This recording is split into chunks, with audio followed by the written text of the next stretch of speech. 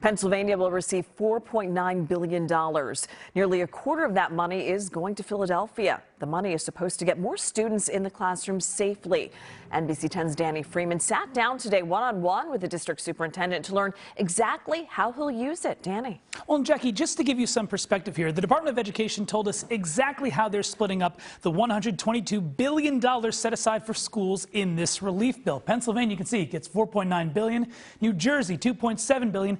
Delaware gets $410 million. So Philly's $1.3 billion is as big as it sounds. It is significant. Just weeks after some of Philadelphia's youngest students began returning to the classroom, the latest coronavirus relief package is injecting a shot of cash into one of the largest school districts in the country. We're projected to get just under $1.3 billion.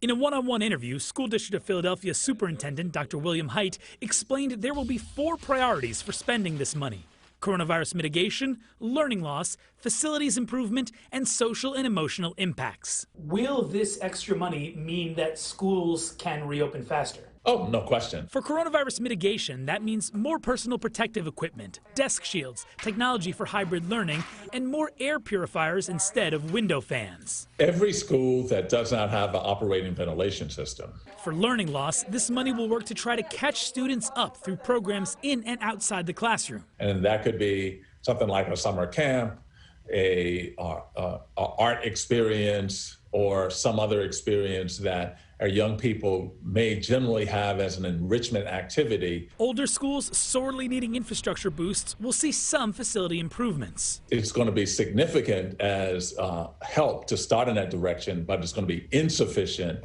to address all of those issues. And social and emotional support will be offered to students and staff as well. I'd also add that we as a district were already facing a $400 million revenue shortfall for next year, and a larger revenue shortfall within our 5-year plan.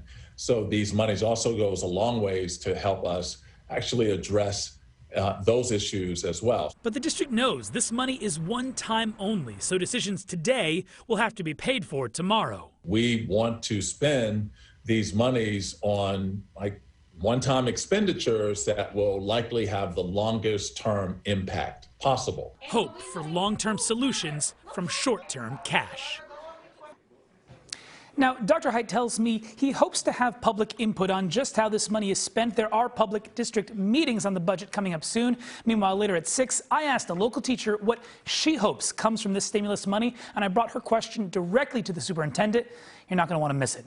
Danny Freeman, NBC10 News.